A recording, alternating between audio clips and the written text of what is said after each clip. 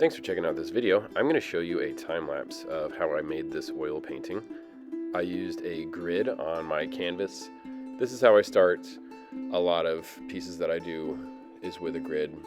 Whatever image you have for your painting, so I'm using a photo of my son's. I used a photo app to put a grid over the top of it.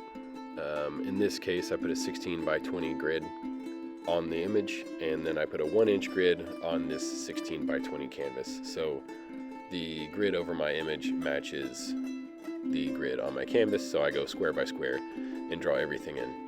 I'm starting on my background here. Also, as you'll notice, I have already done a brown underpainting on this canvas just to prep the canvas. I just use acrylic paint, kind of thinned down, a brown acrylic paint thinned down for my underpainting. And that makes it easier to see your color relationships, and you don't have to stare at a glaringly white canvas whenever you get going. As you can see here, I'm jumping around painting in these different boards on the wood floor. I have several different levels of brown that I'm using, and I'm kind of switching back and forth between the two to put in variety. I am referring to the image itself and the different boards that were on it, but I'm not worried about being too exact with the wood floor as long as I get the overall colors mostly correct.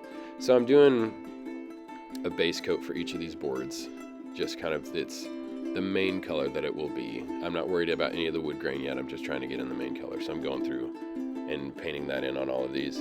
And the next step is that I'm going to go in and start painting in some wood grain. But this is a little bit of a misstep because I realized about here that I should have painted in my shadows first. So now I'm going back in here and darkening some different areas on the boards around where the cast shadows of these figures are.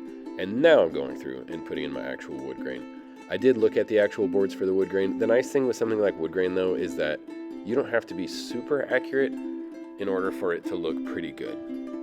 I'm not saying you can just go in there and scribble in some wood grain. You want to look at your reference and actually try to mimic it. But it doesn't have to be an exact replica. Once I got the wood grain in, I went in and started painted in the papers that they're drawing on, and I'm also painting the markers. The markers were incidentally about my favorite thing to paint, just because they were very simple, but I made sure I had cast shadows on all of them, and then I put highlights on, on the caps especially. And whenever you have a highlight and you've got cast shadows and regular shadows, it really adds depth to anything that you are painting. Now I'm going through and I am painting in the kids' drawings on their papers. This is a little bit tricky because the white paint is still wet because I've just laid it down on here. So whenever you are painting on top of other paint, you really have to sort of thin down the paint with like quite a bit of oil so that it will lay on top of the paint that's already there. Now I'm going in, starting on the skin tone for this figure. As you may or may not have noticed, you're always working from the back forwards. So I started first with the wood grain, and then I did the paper and the markers, and now I'm moving on to the figure. And his skin is the furthest back, and then, moving forward from the skin, then you get to the clothing.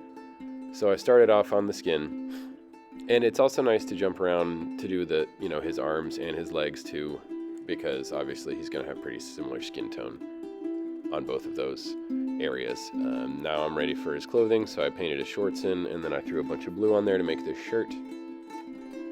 And now I'm moving into his hair. My usual procedure for hair is to go in where the darkest parts are, paint those in, and then move my way forward to the highlights.